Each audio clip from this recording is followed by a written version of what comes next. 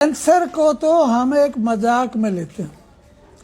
एक आदमी को जीने के लिए 3500 कैलोरी से 3000 कैलोरी की जरूरत होती है दिन में जीने के लिए।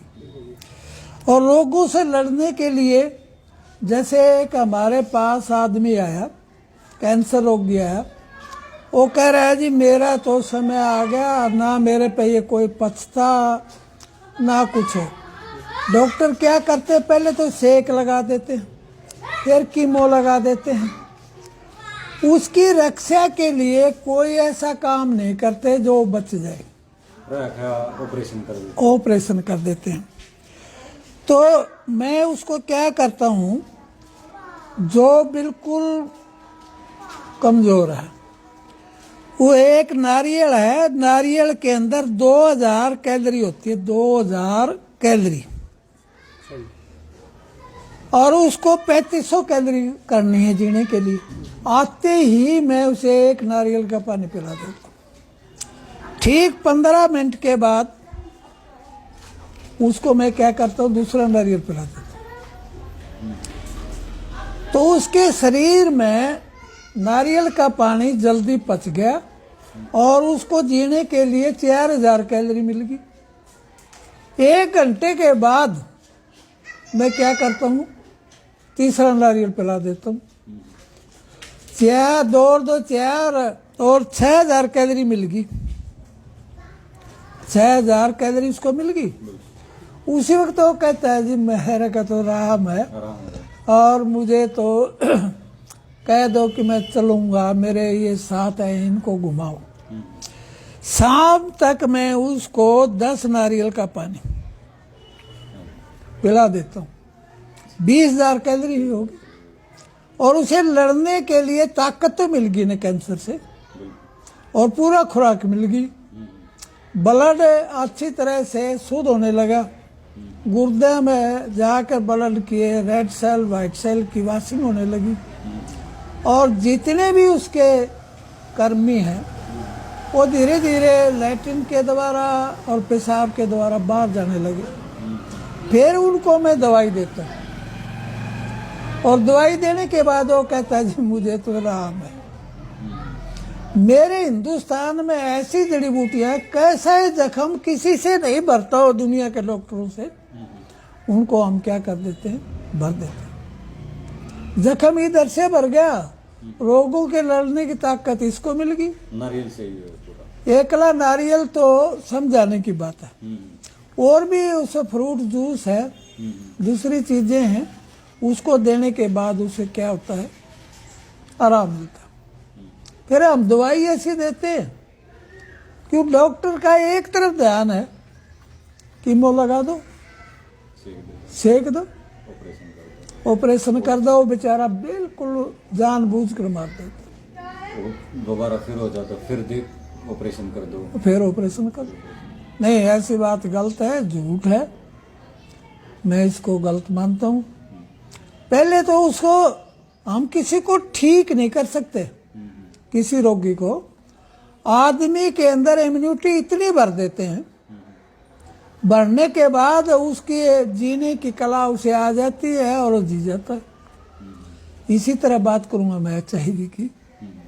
हमारे पास जिसका CD4 80 है, 60 है, या 180 है, 200 है, 250, उन आदमियों को लेते हैं। उनकी इम्यूनिटी हम कितनी बना देते हैं बेटा, 1560। और जब वो लेबोरेटरी में जाता है तो हंस पड़ता है, तेरे तो कोई HIV नहीं। तो ये बातें मेरे अपने दिमाग में हैं और मैं ऐसा करता हूँ। मैं वर्ल्ड का पहला आदमी हूँ जो मैं अपने आप पर, मेरे देश के किसान पर, हिंदुस्तान की मातृभूमि पर मैं गर्व करता हूँ। तो जो आप जो दवाई जो बना रहे हो, ये सारी आप खुद से जड़ी बूटियों से बनाते हो या कहीं और से मंगवाते हो? कहीं से तो 5%, और वो तो दिखावे के लिए है, और ज़्यादातर दवाई मैं अपने आप बनाता हूँ। मतलब खेतों से, जैसे आप किसानों का जिक्र कर रहे हो, हाँ, खेतों से ही दवाई। किसान तो भगवान है, अब मैं भारत के एक किसान को ये विद्या सिखा कर जाऊंगा। मेरी इच्छा है देश में कैंसर ना हो।